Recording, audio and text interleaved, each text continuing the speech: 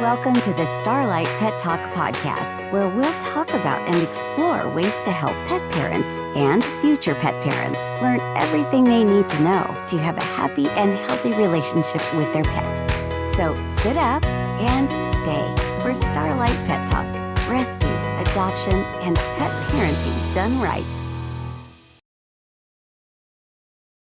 Welcome to Starlight Pet Talk. I'm your host, Amy Castro, and I'm sure that everybody out there listening is feeling the pinch of the increased cost of caring for pets these days. Whether it's food prices that have seemingly skyrocketed or the cost of trips to the vet or to the groomer, it can really add up. But what if you found that you could no longer afford the care your pet needed, or if you had physical constraints or mobility issues or lack of transportation, what would you do then? Well, luckily for those who live in New York, my guest today is somebody that they can turn to, as well as her fabulous organization. As the founder and director of Paws New York, Rachel Herman has been in the nonprofit sector for more than 15 years. She previously worked in development at the American Society for the Prevention of Cruelty to Animals, the ASPCA as we all know it, and founded Paws New York in 2008, transitioning to leading the organization full-time in 2012. During her time at Paws New York, Rachel has been named, she's got a lot of people paying attention to her, so she's been named New Yorker of the Week by New York One, Holiday Hero by the New York Times, 40 Under 40 Rising Stars in the Nonprofit World by NYN Media, and Young Social Impact Hero by Thrive Global. Rachel lived in New York City for 17 years, the last 13 in Brooklyn, but recently relocated to Connecticut with her husband, her 2 young daughters, and their cat, Milo. So, Rachel, thank you so much for being here with me today. Thank you so much for having me. I'm really excited. As I was going back through those accolades that you've received, is that kind of overwhelming? I mean, it just to not only have the reach and impact that you have in starting and leading a nonprofit, but to have the eyes of New York City on you. It's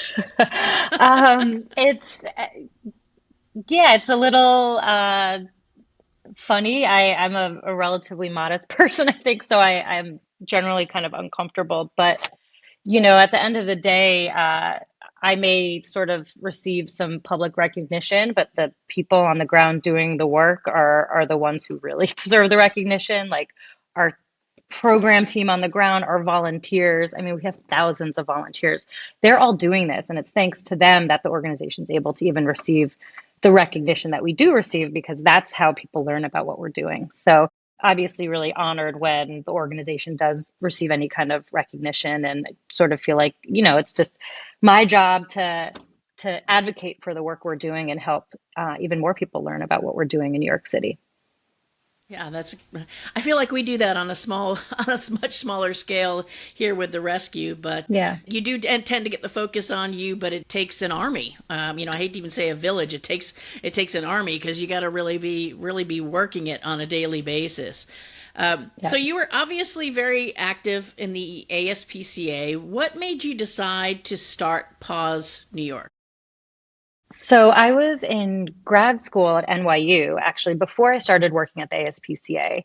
And it was during my time there, in sort of the last semester of my 2-year program, where I came up with the idea for Paws. And I would walk to class every day, and there was a young couple who was always sitting outside of a local grocery store who, I don't think they had a home. They had their pet with them, and it broke my heart to think that this couple may be sacrificing a warm bed at night because of their strong relationship and love for their animal. Because at the time, homeless shelters wouldn't allow pets. And so that couple was really the catalyst for me to start thinking about who else lives in this city and benefits so greatly from that relationship they share with their animal, but who may be struggling on a day-to-day basis for sort of the basic care, and who may be facing obstacles. And so I really sort of immediately started to think about older adults, and how, in New York City, as people age, how it might become more and more difficult to kind of do some of the daily tasks that maybe at one point we took for granted and didn't think twice about. But now, as we're dealing with mobility limitations and things that life's just throwing at us, we now may face the decision where maybe we feel like we have to give up our pet because we can't provide that daily care for them. And so I started to do some research, really think about what the need was in New York City. I couldn't believe that I couldn't identify any other sort of existing organization providing the kind of ongoing physical care I had in mind. You think New York City has everything. And, so it was then in my second semester of my final year in grad school where I came up with the idea. And, it was a passion project of mine for several years. I graduated. I got my, what was my dream job at my dream organization, Yeah. doing fundraising for the ASPCA. And so Paws was really a nights and weekends lunch break project for me for almost 4 years. And so I was doing client intakes after work. I was training volunteers after work. I was doing the matching on the weekends, really trying to build up a program that at the time was mostly focused on human resources rather than financial resources. So, what kind of assistance could I provide to people in need in New York City that didn't require a ton of money at first because I didn't have that to give, but I did have the Right. time. And so, yeah, I spent from 2008 until 2012 with the help of an amazing board of directors and critical volunteers at the beginning, really building the foundation of the organization. And then in January 2012, we were fortunate enough to receive a grant that allowed me to transition full time. And Oh, that's so, great. and so I've spent my time since January 2012 really building the organization, growing our team, growing our volunteers, growing our impact. And we're still small. We're still a small organization, but there is such a huge need in New York City, just tens of thousands of people who would need our help. And so, we're grateful for opportunities like this where we can raise awareness for the work we're doing because, it's not just in New York that people have this need, but it's everywhere, right? And so anything that I can do to help other people think through how can I start a program like this? What can I do to help my neighbor who has a pet? I want to be there to help make any impact that I can.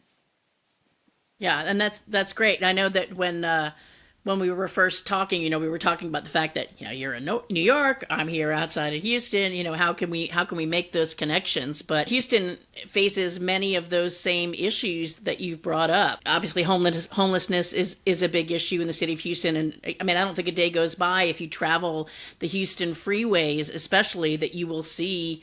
I mean, you don't even have to go looking. You will see homeless people looking for opportunities to get money for food, and they oftentimes they have children, pets, Yeah. right out there with them in all kinds of weather, and that's just a small percentage of the people that probably need help. Like you're talking about seniors, older people, or most of them are going to be on a limited income with the mobility issues. There might be somebody in your apartment building right now, wherever you're living, for those who are listening, or you're in your neighborhood who needs assistance like this because they can't get out and about and they don't even necessarily know who to turn to. And like you said, such a good point. When you go looking for something like that, is there something specific that is going to be able to help that person? So Yeah. it's Yeah. it's a huge issue.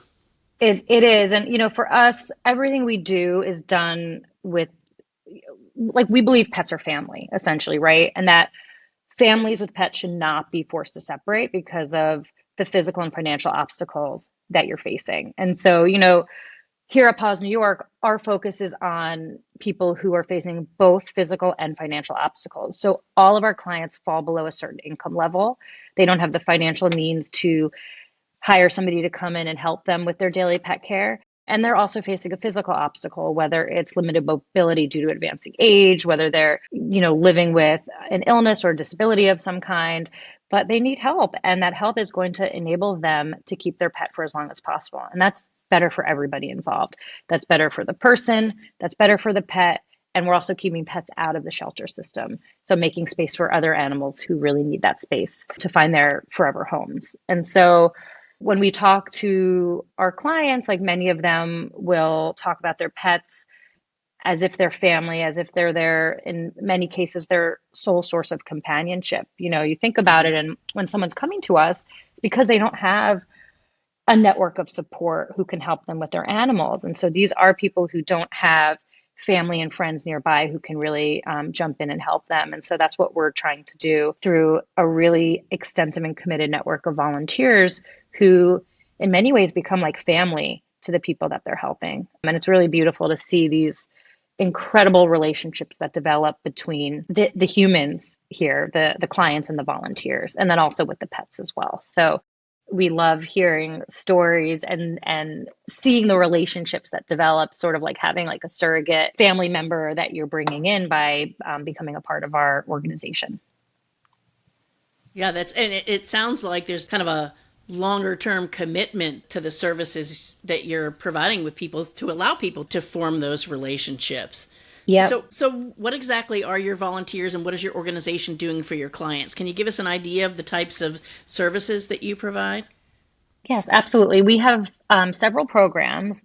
What we consider our core program is our house call program. And that's where volunteers on an ongoing and consistent basis are going into the homes of our clients and helping with daily pet care. So that's dog walking, litter box maintenance. It might be administration of medication, putting out food and water.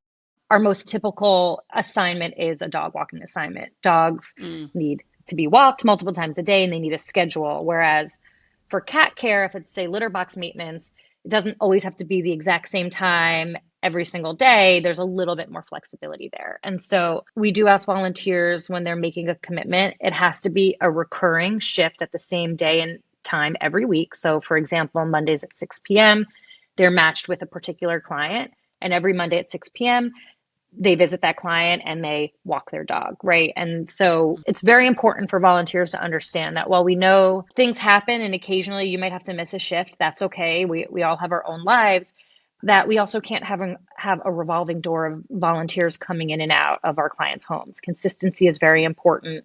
Some of our clients, are older, maybe they're dealing with memory issues, things like that. We need our clients to feel safe and secure and to know who's coming in and at what time and what day.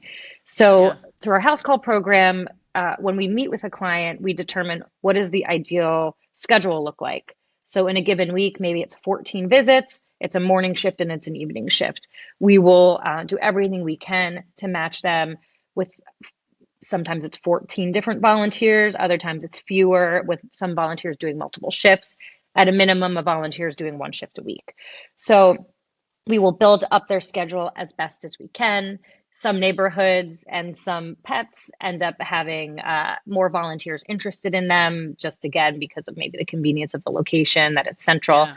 And so clients typically come to us through the house call program, and then they have access to our other programs. So once somebody's in as a house call client, we donate pet food and supplies. Some of the pets in our program are on prescription diet. That's really expensive. And so we'll come in and help them be able to ensure that their pets are receiving that and that people aren't choosing to, like sometimes somebody has to make a decision. Am I going to feed myself or am I going to feed my pet? Or I'm going to give my pet some of my food because I can't afford pet food. We certainly don't want that. We want to make sure both the person has the resources they need for their own food and that their pet is getting the food that's right for him or her, the proper nutrition for a cat or a dog or whatever the pet might be. And we highly personalize the pet food. So it's not just this is the pet food we have, this is what we're sending to you. We work with each client and each pet to make sure it's the pet food that makes sense for that animal. And a lot of that food we have shipped directly, but we also utilize volunteers when we have donations that are sent to us. We have volunteers who can do home deliveries. We also have a veterinary care program. So through our vet care program, we work with vets around the community who give a discount, but then we also pay for vet care as well. Every year, it depends on what our funding looks like, and that will determine how much money per pet that we are able to allocate. And then we have some additional funds for emergencies. So for example, we actually had a pet who was in foster care recently and had such severe dental disease that his jaw broke. And that's a really serious injury, and the jaw had to be repaired, and it was a very expensive surgery. And we covered most of that. We had a partner come in and help fund part of that as well. And sort of together, we made sure that that pet was able to receive the medical care he needed to live because it was a life-saving surgery. And then we do wellness exams, vaccinations, things like that, and really work with our clients to make sure that they can access all of the resources in our community that might be available to them. And then we also have a foster care program. This is if a client is facing a medical crisis they're going into the hospital, they're going to rehab, they don't have anyone to take care of their pet. We will make sure their pet is taken care of so they can focus on themselves. We have found that often people won't go to the hospital Mm. and take care of what they need to recover and be healthy because they don't have somebody to take care of their animal. And I understand that. You love your pet. Your pet is your family member, and you're not going to leave your pet home alone. Yeah. But at the same time, we don't want our human clients making these huge sacrifices that really could have such a negative impact on their lives. And so we provide them the peace of mind that our volunteers are vetted, they're trained, and then when they are home and they feel comfortable, we'll reunite them with their animal. And our foster care program is actually something over the last few years we've expanded. So you do not have to be a house call client to have access to that. It is open to the general public as long as people meet the qualifications to be a client, which is having a physical need, which they do if they're in the hospital, and then meeting our financial requirement as well. So falling below a certain income level. And so if somebody learns about us, but they're not already receiving services and they come in and they go through our intake process and they qualify, then we will put their pet in foster care and then reunite them when they return home. So all of our services are really about eliminating the obstacles that pet guardians in New York City are facing and making sure that these families can stay together for as long as possible. Yeah, that's a lot of services that you're providing there. But I am Yeah. curious with the foster care program, because we do get a lot of people who reach out to us looking for temporary help. And my biggest fear is, what if you can't come back for your pet? Yeah. Do you run into those We issues? And do. We do. What we have found is that I'm a data person. I really like numbers. It helps me understand sort of what our impact is. And when I look at our foster care cases for our like active house call clients and I compare them to the foster cases for the unknown individuals who are coming to us because they need the one-time foster care, but we didn't have an existing relationship, we are seeing that there is a higher percentage of surrender cases for whatever reason that might be. We're having a higher success rate in terms of reunification with the clients we know. We've talked about why we think that is. I think for the clients who are known to us, many of them have case management, they have social workers. We've been in there for a long time helping them. So I think that they may have more support. And this is just, I'm not saying this is fact, it's just sort of a guess because we're trying to figure out why this is the case.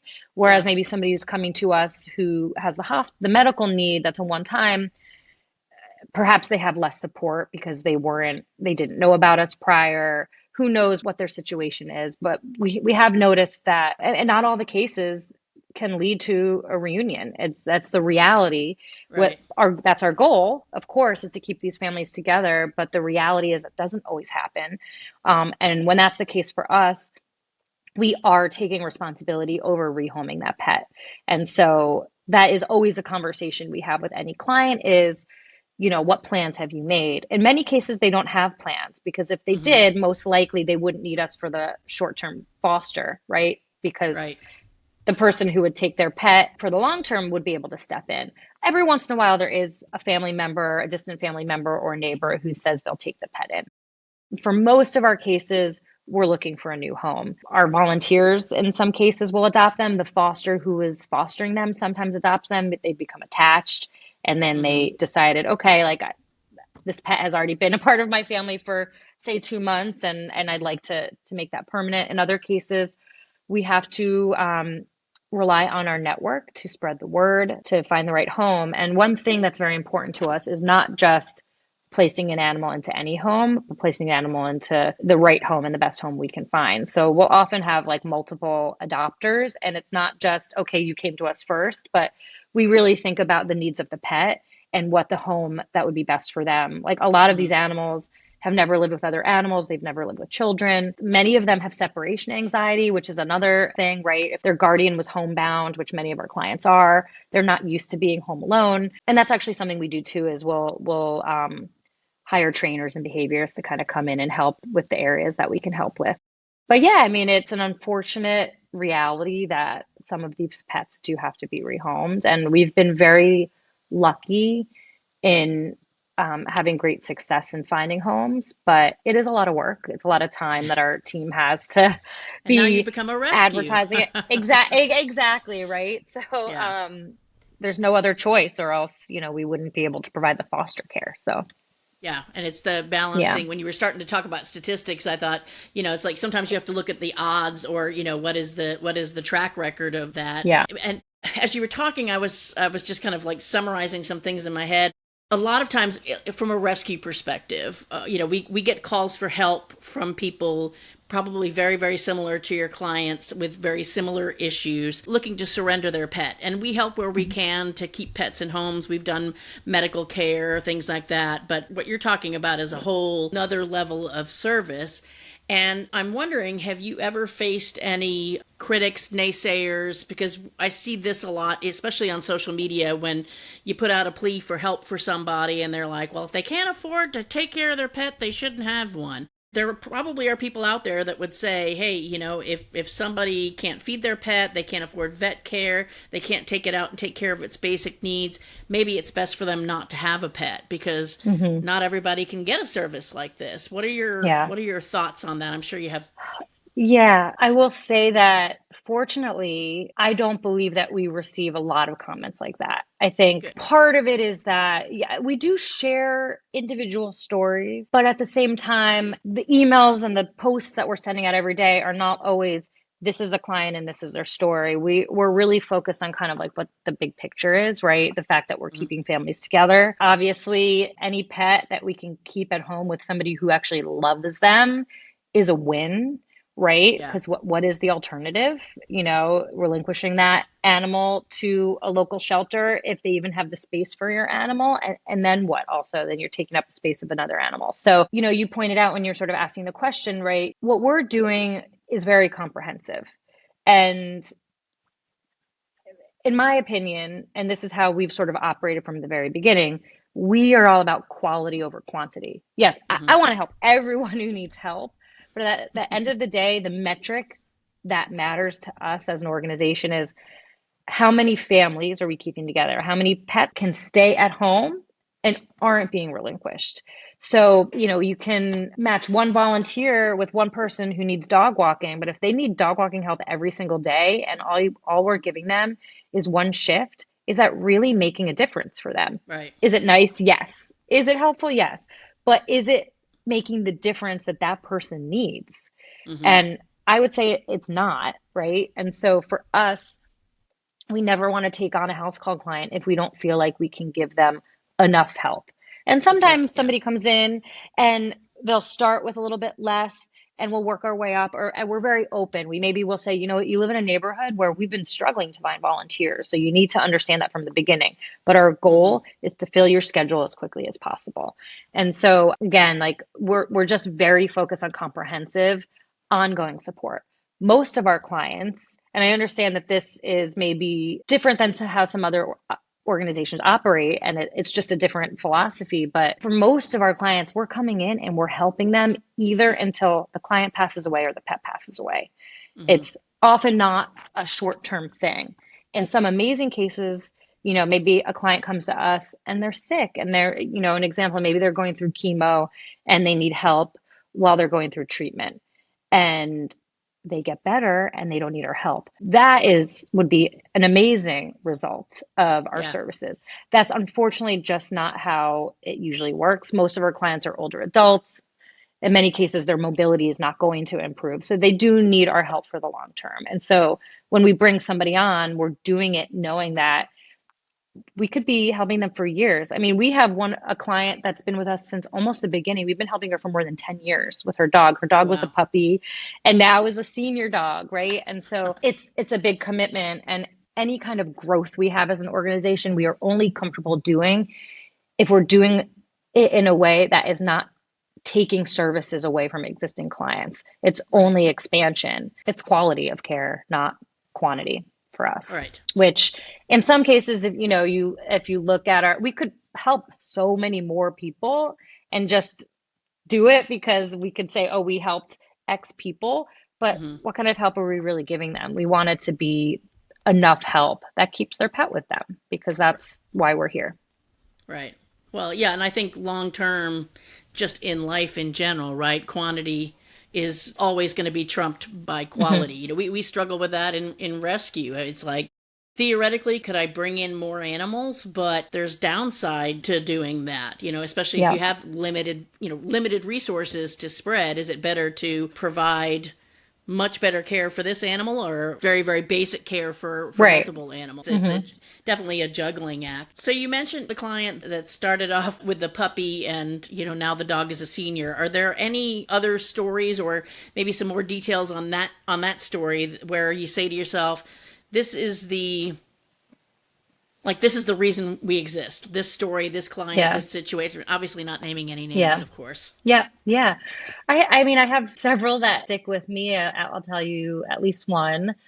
I started this organization because I wanted to help people keep their pets. But and I alluded to this a little bit earlier, but the relationships that develop between the client and the volunteer, the power of those really took me by surprise. So a huge benefit of what we do, and it's not, again, the primary reason why we exist, but it's there's this safety net, right? Now, somebody who maybe was very isolated, didn't have a lot of visitors, is now, has 14 different volunteer shifts a week, and those are 14 relationships that they're developing. And as I mentioned, many of our clients, they don't have a lot of family or friends, right? And so these bonds that form are really beautiful. We have clients and volunteers who spend holidays together. One client that, and this was years ago, and at that time I was more involved in the day to day because our staff was much smaller. And so I knew every single client so well. I knew every single volunteer. And we had this wonderful client, this wonderful dog. And I would talk to him on the phone all the time. He would always call me and we'd always have a chat, and his volunteers loved him. And when he passed away, there was a small service for him. And I attended because I had gotten to know him very well. And there weren't a lot of people in attendance. Again, he had a small network. And most, not all, most of the people there were Paws volunteers. Oh, wow. And I remember being there and looking around and just being so like overwhelmed with emotion because I realized how important these relationships were to this man, and I knew it, but in that moment and understanding and like knowing what he went through at sort of the end of his life, and that the volunteers were there and hearing them tell stories, the volunteers telling stories of the client. I mean, it was just beautiful. And his dog was an older dog, a dog I did not think would be easy to rehome, a Hmm. 16-year-old golden retriever. And we found this amazing woman who lived upstate who had incredible like experience with older animals. She adopted this dog. She drove, all the way down to New York City, brought her back up, started doing like therapy in the water for the arthritis. I mean, and gave this dog like a beautiful, I think she lived for maybe another year, no longer than that, because she was very old herself and had some health issues. But it was just every aspect of this case just showed how amazing our community is, from the client to the pet to the volunteers to the adopter. Like everybody just worked together in this really amazing way. So that's one case. It just really put things in perspective. And a big part of our training for volunteers is not, oh, but pet care focused. It's focused on the person, helping volunteers prepare for what they're going to be walking into on the first day that they show up for a shift, because they need to know that this is a person that they're helping and they're making a really important commitment. And that person might be dealing with a health issue that maybe they've never had to, never come into contact with somebody. For example, maybe the client has dementia and Right. a volunteer doesn't really understand what that means. So it really is our job to prepare our volunteers as best as we can. So that's one example. Another example, I'll try and tell this story quickly, but we had a volunteer who was walking a dog 4 times a week. And this was several years ago too.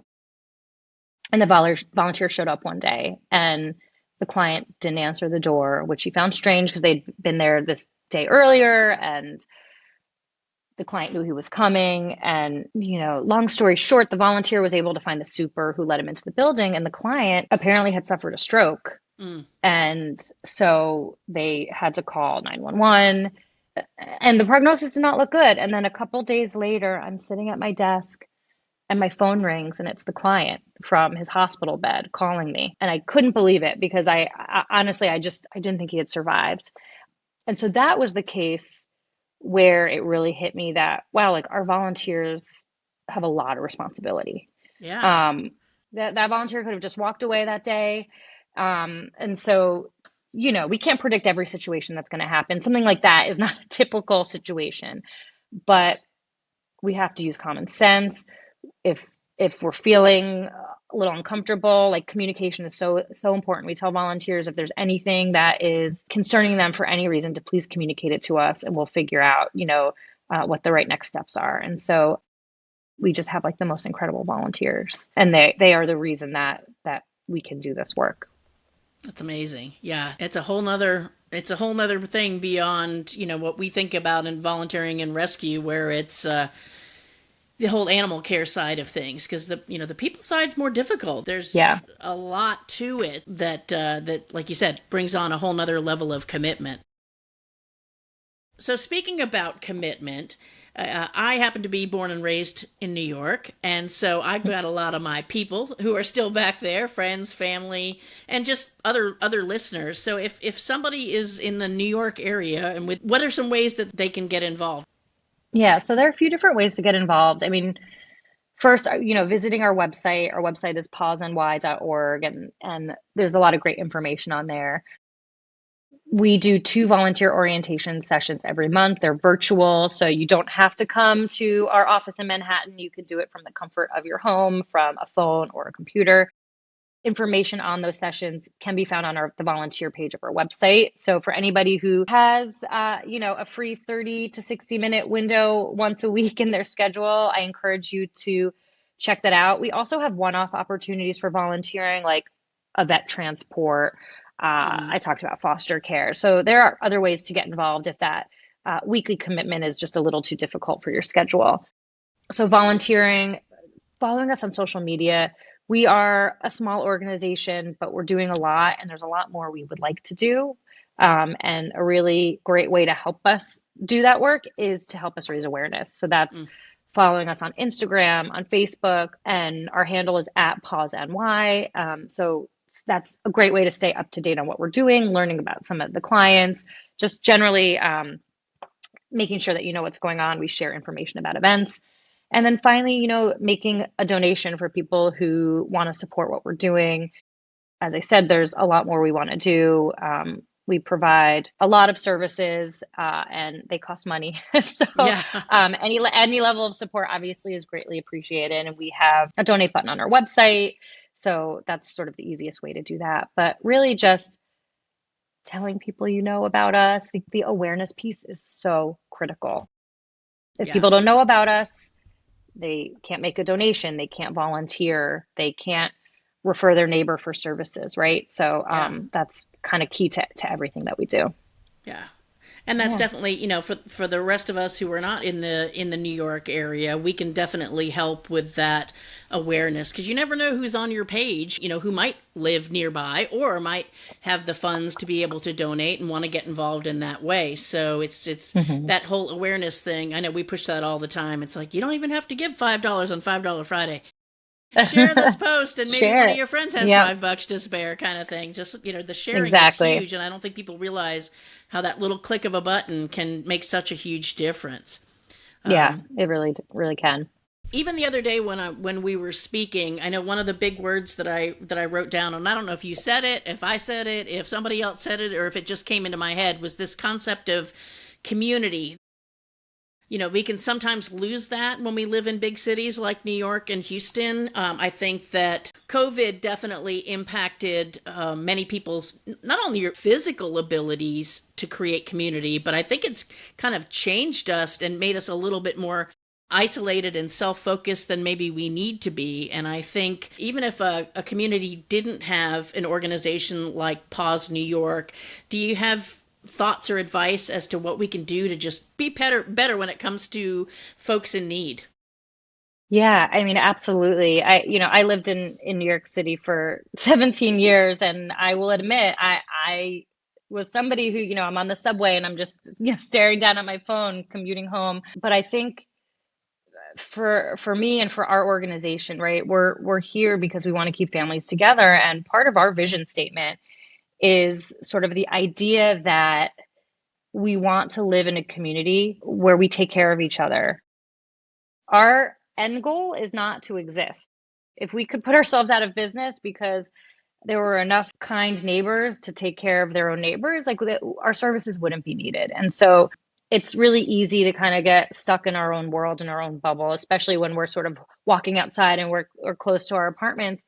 But to keep an eye out, yeah, you might have a neighbor who lives on your floor, a different floor in the building next to you, and they might need help. And even just a little bit of help is better than no help, right? And so really thinking about how can we help each other. The last 3+ years, isolation had been so heightened. And for our clients, many of them were already very isolated.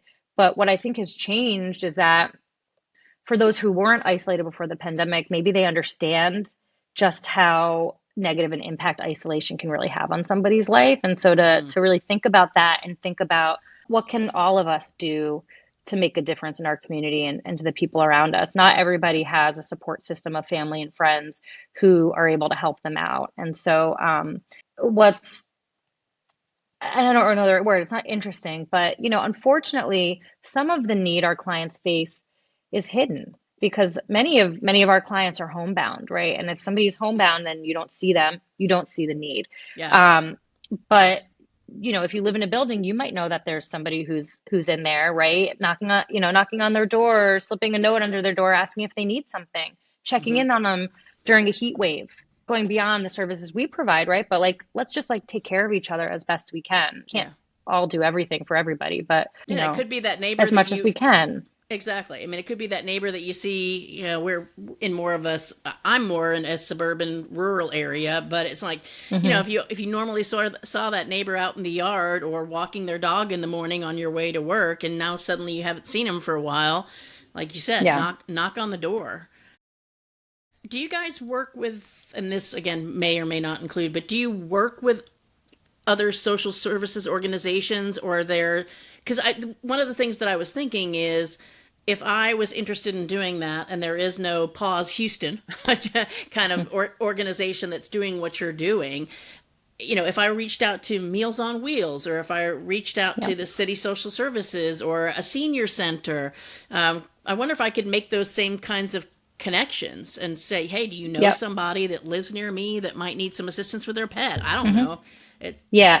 That's sort of exactly how we do it. So my colleague Carrie, who's our deputy director of programs and strategy, one of her core responsibilities is partnership development. So she goes out, she does research, she identifies organizations that serve a similar demographic, will present our services, how somebody qualifies. It's most often a presentation to case managers, social workers. And then that's how many of the referrals come into us, is through the connections we've made through partnership development. And we've been doing that since the beginning. You mentioned Meals on Wheels. City Meals on Wheels here in New York City is our longest standing programmatic partner, because back in the day when I had this idea and we weren't doing anything, I went to them and said, I have this idea for an organization. What do you think? And they felt like it was a need, and they helped connect me to many of the agencies that they work with in terms of the meal distribution. And actually right now we're working with City Meals. Our client intakes have slowed a little bit, and we know that there's need, but referrals have been a little bit, haven't been coming in as frequently as we're used to. And so we're actually working with City Meals to place inserts into their meal deliveries. So actually I think next week there will be thousands of homebound New Yorkers who, when they receive their hot meals delivered, a part of that package will include an insert about our services and how they can get in touch with us if they need help. And so I'm really excited and curious to see how effective that sort of form of marketing for client sourcing will be. But we're we're excited and hoping that we'll see a pretty big uptake in new clients as a result. But yeah, I mean, you hit the nail on the head. That's sort of exactly how we find our clients. Because otherwise Yeah, how would you how do know? you do it, right? You're Yeah. just walking down the street trying to find people in need. That's you might find a couple people like that, but it's not really how you're gonna to grow and make a bigger impact. Have you guys considered expanding beyond New York City? Like, I hate to call it a franchise because I'm Yeah. sure that's not what it's called, but Yeah. Yes. ASPCA, obviously there's, ASPCAs everywhere under the big umbrella, or are you just, you're focusing on the quality that you've got going there? So a little bit of both. I mean, I've always had this hope that we can expand. I get contacted pretty frequently by people who either are asking if we provide services, and it's often sort of the surrounding areas, so Westchester County, New Jersey, Long Island. And right now, the answer is we are not doing it because there's still such a need that we're not meeting yet. Right. But we would like to expand. And I feel like we're building a model that can be exported. Every community is different. So, how it will succeed, you have to adapt, right? New York City is its own. I mean, even within New York City, you have Staten Island. Staten Island is much different than the rest of the city in terms of, right? Like, they're not as dependent on public transportation. Volunteer recruitment is a different thing. Like, every area, depending on sort of how people live and get around, will impact how to operate a program like this. And Yeah. so I would love to. You mentioned in the beginning, I recently moved from the city to Connecticut. I've already been thinking about, oh, like, is there something we can do out here? But it's tricky, right? Because there's just still so much work to do. So I think the short answer is it's in the long-term plan, but it's Hmm. probably not in the 3-year plan. Yeah. Yeah. Rachel, I just want to thank you so much again for being here with us today and sharing the information that you shared about Paws New York. I hope that it has inspired other people to just get more involved in their community, to care, to be more observant, and to look for opportunities to help those who might need a little help for whatever reason.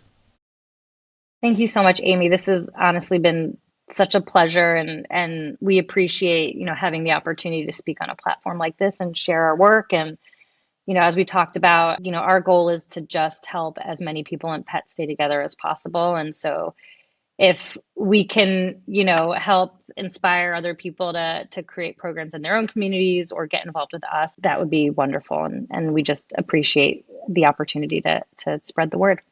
That's great, great, and we'll definitely put the links to your social media, to the website, so that people can access your information and hopefully get involved in whatever way they're able to, either physically or like we talked about, sharing on social media, providing donations.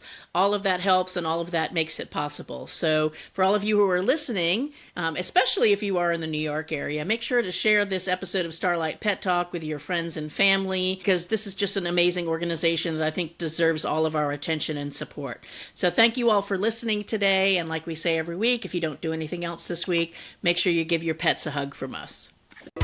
You've been listening to the Starlight Pet Talk podcast. We're glad you joined us to gain new insight on the many loving ways to adopt and care for your pets. Be sure to subscribe so you'll never miss an episode. And if you want more information, go to starlightpettalk.com, because your pet can't talk.